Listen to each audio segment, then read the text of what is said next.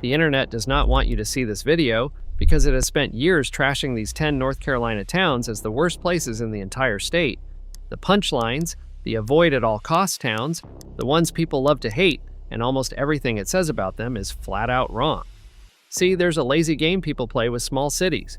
They hear a nickname, they read one bad statistic, they crack the same tired joke, and they write a whole community off without ever setting foot in it. But I did set foot in them. I drove every single one of these so-called hated towns, talked to the people who actually live there, and what I found made me kind of angry on their behalf, because these places are being judged by a reputation that's 10, 20, sometimes 50 years out of date. There's a city everyone calls a crime capital that's actually the proudest military town in America. There's a place people still dismiss as dirty that's now one of the best food cities in the entire South.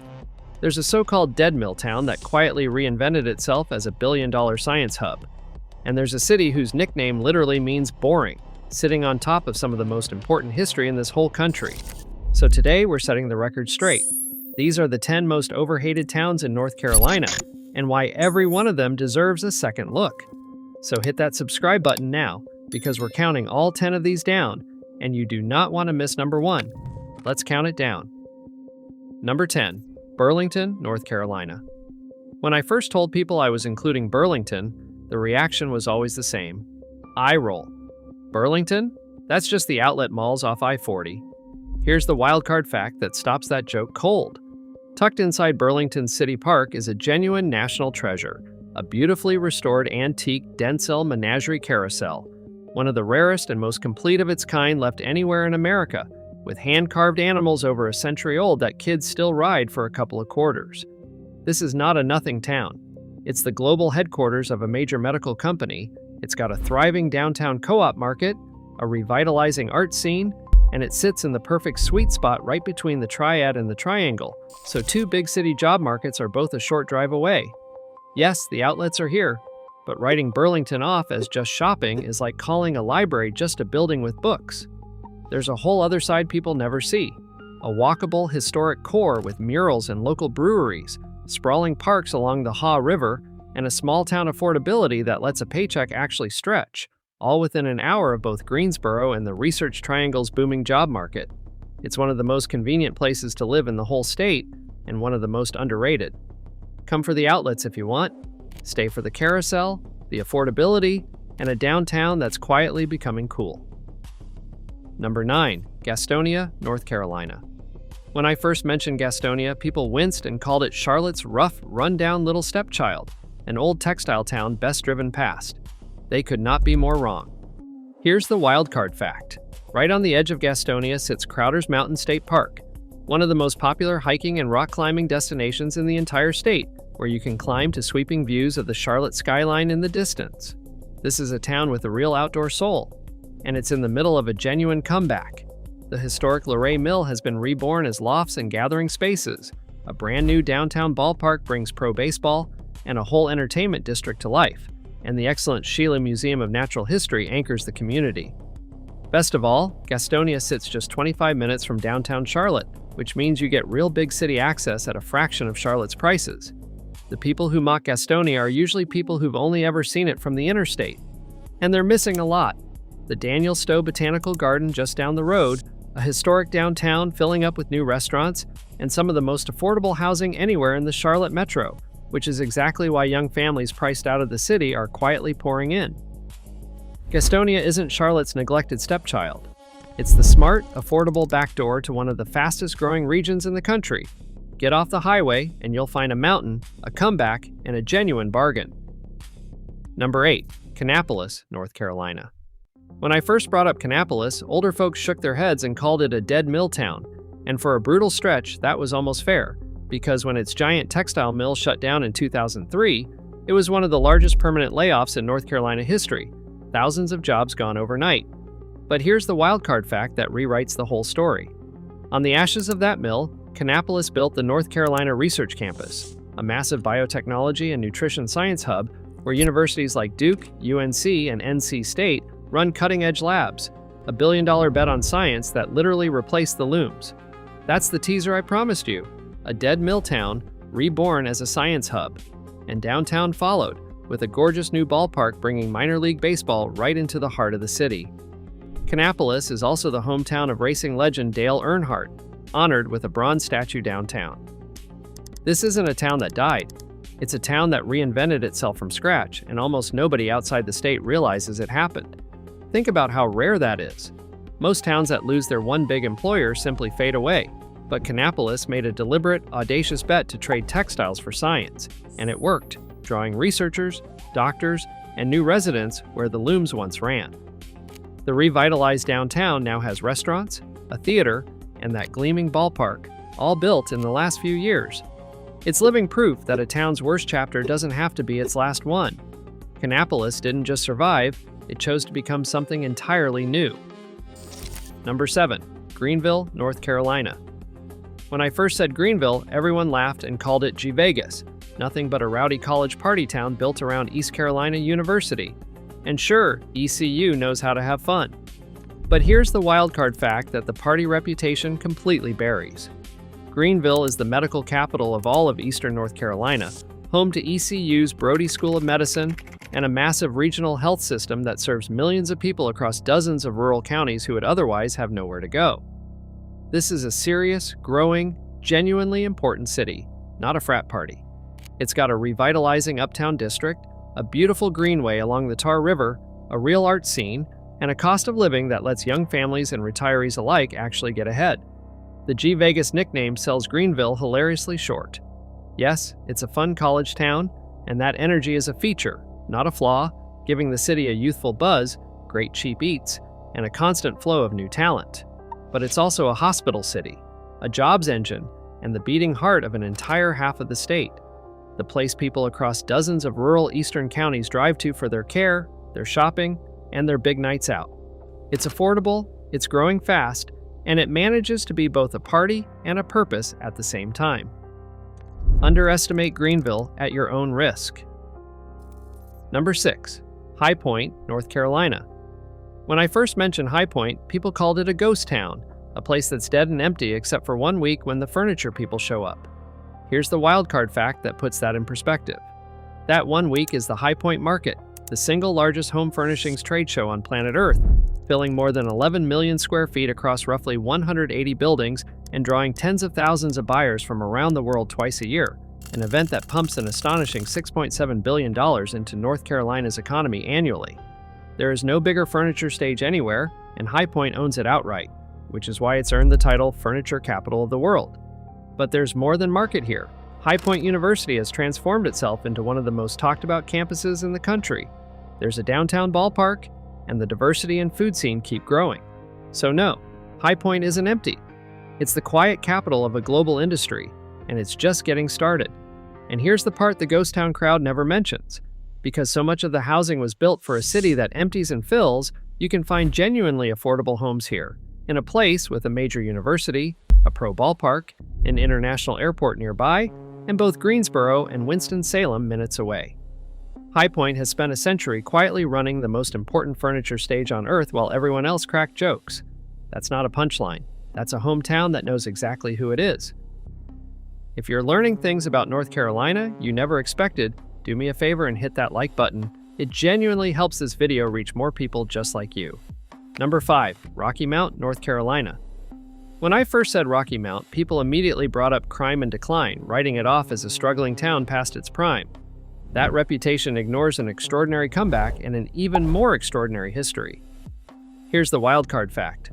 Rocky Mount is the birthplace of Thelonious Monk, one of the most important and influential jazz musicians who ever lived, a genuine American genius, and today the town honors that creative legacy while reinventing its old cotton mill into Rocky Mount Mills, one of the first mill villages in the country redeveloped into a buzzing hub of breweries, restaurants, and event spaces. It's got an Amtrak station connecting it straight to the East Coast, some of the best Eastern North Carolina barbecue you'll ever eat, and a big new event center downtown. Every town has hard chapters, and Rocky Mount owns its honestly. But a place that produced a jazz legend and turned its dead mill into a living, breathing gathering place is not a town to write off. It's a town to root for. And the value here is real. Home prices stay genuinely low. The town sits right on the interstate and the rail line between Raleigh and the coast, and it's pouring money into its downtown and riverfront. Rocky Mount is doing the hard, unglamorous work of a comeback, one brewery and one restored building at a time. The people who dismiss it are looking at an old headline. The people who live there are watching a revival happen in real time. Number 4. Winston-Salem, North Carolina. When I first mentioned Winston-Salem, people called it a dying tobacco town, Camel City, a place whose whole reason for existing went up in smoke. Here's the wildcard fact that flips that complete. Those very same historic tobacco factory buildings have been reborn as the Innovation Quarter, one of the fastest-growing urban research districts in the country, packed with biotech firms, medical research, and a Wake Forest medical campus. The city literally turned cigarettes into cutting-edge science, and the culture here is genuinely world-class. Winston-Salem is home to the University of North Carolina School of the Arts, a nationally elite conservatory, plus Old Salem, a stunning living history Moravian village, the beautiful Ranolda House Art Museum, and a thriving downtown arts district. This is one of the most creative, reinventive cities in the South, hiding behind an outdated smokestack reputation. It's also a college town, a hospital town, and a surprisingly affordable one, with a downtown food and brewery scene that punches far above its size and a cost of living well below the big triangle cities to the east. Add in the mountains a short drive west and the beaches a few hours east, and Winston-Salem quietly offers one of the best balanced lifestyles in the state. Winston-Salem didn't die when tobacco faded. It went and became something far more interesting. Number 3. Greensboro, North Carolina. This is the one people mock the most and get the most embarrassingly wrong. When I first said Greensboro, someone immediately called it Greensboring, the nickname that basically accuses a whole city of having nothing to offer. Here's the wildcard fact that should retire that joke forever. Greensboro is where 4 college students sat down at a segregated Woolworth's lunch counter in 1960 and sparked the sit-in movement that helped change the entire nation. And that exact counter is preserved today inside the powerful International Civil Rights Center and Museum. That's the teaser I promised. A city called Boring that's actually home to some of the most important history in America. And there's nothing boring about the rest of it either. Greensboro is home to North Carolina A&T, the largest historically black university in the country, a huge network of greenways and parks, a Revolutionary War battlefield, one of the region's best food scenes, and decades of legendary college basketball. The nickname is a cheap shot. The reality is a city of real courage, culture, and character. And there's real everyday appeal underneath the history. Greensboro is one of the most affordable mid-sized cities in the region, with a huge celebrated network of greenways and gardens, 2 major universities feeding it energy, an international festival scene, and a central location that puts the whole state within a couple of hours. It's big enough to have everything, and small enough to still feel like home. Greensboring might be the single most undeserved nickname in North Carolina, because this is a city that quite literally helped bend the arc of American history. Number 2, Durham, North Carolina. And number 2 is the ultimate comeback story, a city that spent decades fighting a nickname it no longer deserves at all. When I first said Durham, someone reflexively called it Dirty Durham, the old crime and grime reputation that's been stuck to the Bull City for a generation. Here's the wildcard fact.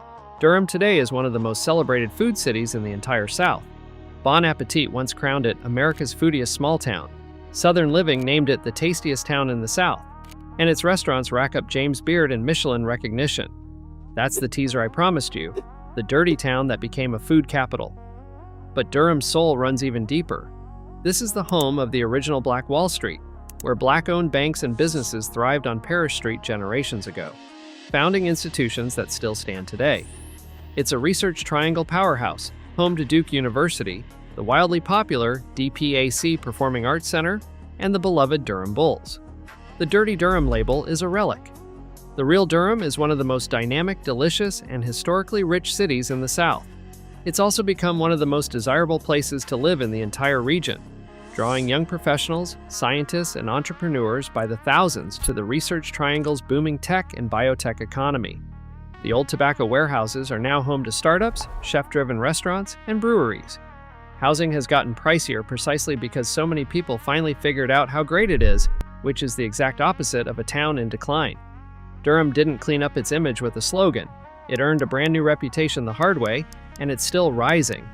If you've made it this far, you clearly appreciate the real story over the lazy one. So do yourself a favor and hit that like button, then let's get to number 1. Number 1, Fayetteville, North Carolina. And honestly, this is the town I'd defend to anyone, anywhere, because no place in North Carolina gets a more unfair reputation than this one. When I first said Fayetteville, I heard the same ugly, decades-old nickname I'm not even going to repeat. A cruel Vietnam-era slur that paints this whole city as nothing but crime and danger. It's lazy, it's outdated, and it does a genuine disservice to one of the proudest communities in America. Here's the wildcard fact. Fayetteville is the home of Fort Bragg, one of the largest military installations in the world, which makes this the most military city in the entire country. More active duty soldiers, veterans, and military families per capita than anywhere comparable in America. That's the teaser I opened with. The so-called crime capital that's actually America's proudest military town. This is a city built on service and sacrifice, and it wears it with honor. Downtown, you'll find the Airborne and Special Operations Museum, a free, world-class attraction that has drawn more than 3 million visitors from all over the globe. And the Fayetteville of today is nothing like its reputation. A gleaming downtown ballpark, Segra Stadium, once named Ballpark of the Decade, has anchored a genuine downtown renaissance, with new restaurants, breweries, and apartments filling the historic Hay Street corridor. There's a beautiful botanical garden, a moving veterans park, a lively arts council, and one of the most diverse, welcoming populations you'll find anywhere in the South, because the whole world rotates through this army town. And it's affordable, drawing families priced out of bigger cities. That's why Fayetteville is number one. Not because it's perfect, no city is, but because no city on this list is judged more harshly, or more unfairly, for a reputation that simply is not true anymore. This is a patriotic, resilient, rapidly improving city full of people who serve their country and love their hometown. The people cracking jokes about Fayetteville have almost never been there. The people who actually live there will tell you it's can-do Carolina, and they mean it. Out of all 10, this is the one whose reputation makes me the angriest, and the one I'd stand up for first. So line all 10 of these up, and the same truth runs through every single one. A reputation is not reality. These cities got labeled dead, dirty, dangerous, boring by people repeating jokes they never bothered to check, using stereotypes that expired decades ago. And meanwhile, the actual towns kept doing the work, reinventing dead mills into science labs, turning old tobacco factories into research hubs, building ballparks, honoring their history, feeding people some of the best food in the South. The next time someone sneers at one of these places, you'll know better. You'll know that Kannapolis chose science, that Durham chose flavor, that Greensboro chose courage, and that Fayetteville chose to serve. Don't judge a North Carolina town by its nickname. Go see it for yourself. You'll almost always be pleasantly surprised. So if this video changed your mind about even one of these towns, subscribe and hit that bell so you don't miss the next one. Drop a comment telling me which town you think is the most unfairly hated. I read every single one. And if this video hits 15,000 likes, I'll do a part 2 defending 10 more towns everybody loves to trash. I'll see you in the next.